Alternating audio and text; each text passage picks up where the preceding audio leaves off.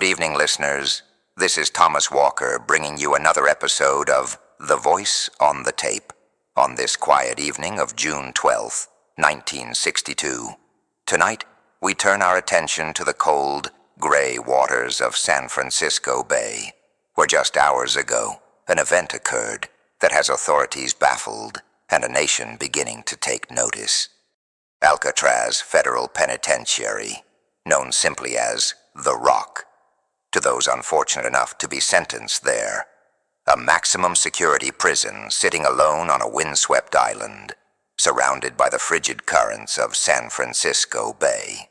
Since its reinforcement in 1934, it has held some of America's most notorious criminals: Al Capone, George Machine Gun Kelly, and the so-called Birdman of Alcatraz. The prison was designed to be escape-proof. Iron bars tougher than any others in the federal system, guard towers positioned for maximum visibility, prisoner checks conducted 12 times each day, and perhaps most formidable of all, those cold, rough waters surrounding the island, with currents strong enough to defeat even the strongest swimmer.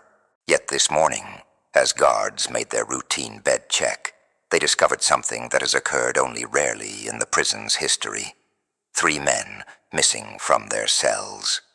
The men in question are Frank Morris and brothers John and Clarence Anglin. Morris, 35 years old, arrived at Alcatraz in January 1960 after a string of bank robberies and previous escape attempts, said to possess an IQ in the top 2% of the population. The Anglin brothers, John and Clarence, arrived later, men who had been inseparable since childhood, skilled swimmers who once amazed family members by swimming in Lake Michigan while ice still floated on its surface. What guards found in the cells this morning has left prison officials stunned. In each bed, where a prisoner should have been sleeping, lay what appeared at first glance to be a human head. Closer inspection revealed them to be careful constructions, crafted from soap, toothpaste, concrete dust, and toilet paper, painted to resemble skin. Real human hair collected from the prison barbershop floor positioned atop each one. Beneath blankets, bundles of towels and clothing created the illusion of sleeping bodies. As we broadcast tonight, a massive search operation is underway. Coast Guard vessels comb the bay waters. Police search the shores of Marin County and Angel Island. FBI agents interview prison staff and inmates alike. The question on everyone's mind: how did they do it? And the even more pressing question: where are they now? I've just received word that authorities have discovered something behind the cells of the missing men. Air vents, widen somehow, with the covers completely removed. Behind those vents, a utility corridor no one was watching. As federal agents piece together the sequence of events, an extraordinary tale of patience and ingenuity is emerging. For 6 months, it appears, these 3 men, Morris and the Anglin brothers, worked methodically toward freedom. The widened ventilation ducts beneath their cell sinks were just the beginning. Prison officials now believe the men used discarded saw blades found on prison grounds, metal spoons from the mess hall, and most ingeniously, a makeshift electric drill fashioned from a vacuum cleaner motor. The work was slow, deliberate, conducted during music hour when Morris's accordion playing masked the sounds of their labor. Once through the ventilation ducts, the men gained access to an unguarded utility corridor. From there, they climbed to the vacant top tier of the cell block. And here, ladies and gentlemen, is where truly remarkable preparation becomes apparent. In this hidden workshop above the cells, investigators have found evidence of a meticulous operation, using over 50 raincoats, stolen or collected from other inmates, The men constructed crude life preservers and a 6 by 14-foot rubber raft.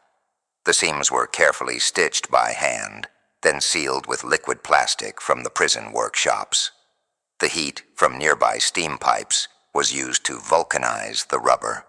They fashioned wooden paddles from scraps of plywood. FBI agents have now recovered fragments that may be remnants of this homemade craft, shreds of raincoat material found washing up near the Golden Gate Bridge, a deflated life preserver floating 50 yards from Alcatraz Island. The plan culminated on the night of June 11th.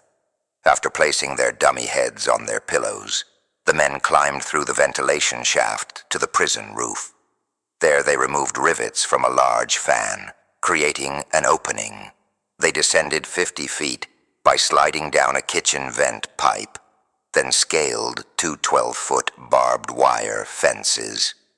At the northeast shoreline, a blind spot in the prison's network of searchlights, they inflated their raft, using a musical instrument converted into a bellows.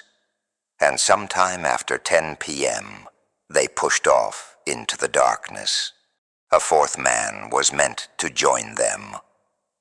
Alan West, another inmate, had helped plan the escape, but couldn't remove his ventilation grill in time. Left behind, he has been providing investigators with details of the plan. The question now turns to the fate of these 3 men. Did they reach shore? The currents of San Francisco Bay are notoriously treacherous. The water temperature this time of year hovers around 54 degrees, cold enough to induce hypothermia within 30 minutes. Yet there are curious details emerging. A paddle was recovered floating near Angel Island, their intended destination. A wallet belonging to the Anglins, wrapped carefully in plastic, was found in the same vicinity.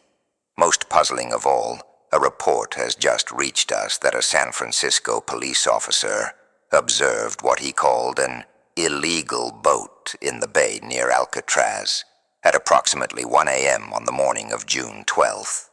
Minutes later, this craft was seen heading under the Golden Gate Bridge. The FBI remains skeptical of survival, the odds against these men having survived the turbulent currents and frigid waters are overwhelming, an agent told our correspondent this afternoon. But if they did reach land, what then? According to West, the escapees planned to steal clothes and a car once ashore. Yet no such thefts have been reported in the immediate area.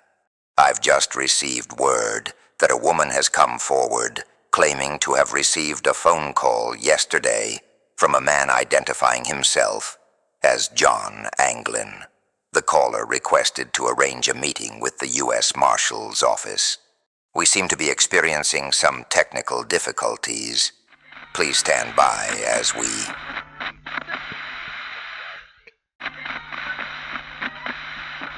And now reports are coming in of a blue Chevrolet reported stolen in Marin County yesterday.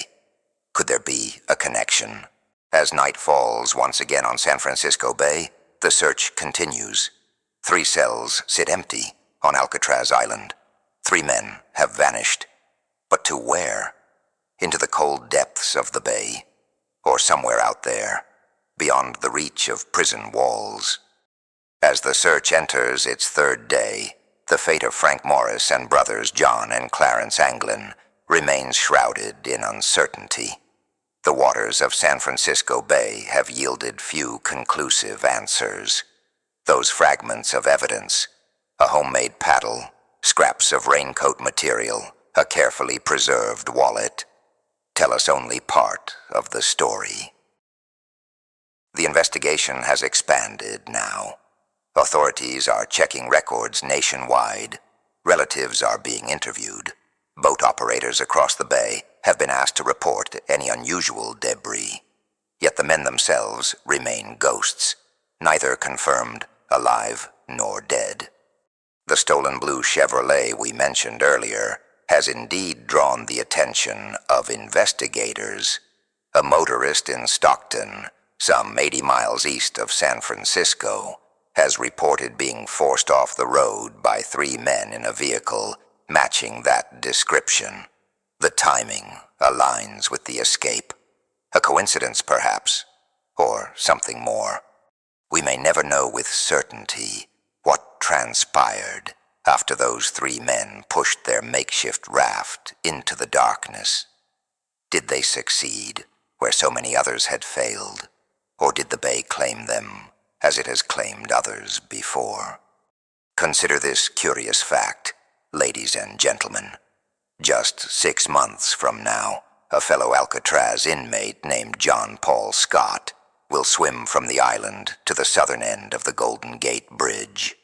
Though suffering from hypothermia and exhaustion when discovered by teenagers, he will survive, proving that such a crossing, while extraordinarily difficult, is not impossible.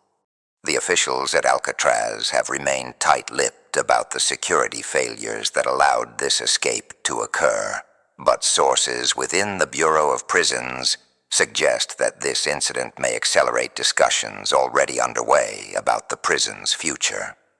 The facility costs nearly 3 times more to operate than other federal prisons.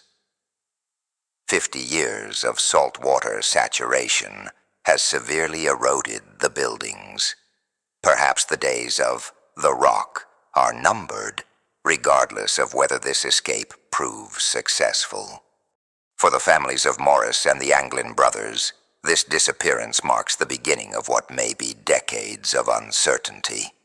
In the coming years, there will be rumors, reported sightings, anonymous phone calls where the caller simply breathes and says nothing, Christmas cards received with no return address, mysterious flowers delivered on Mother's Day. Each lead will be investigated, each possibility explored.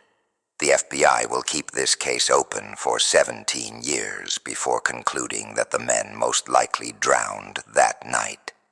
The U.S. Marshals Service will continue the hunt even longer, maintaining active warrants well into the next century.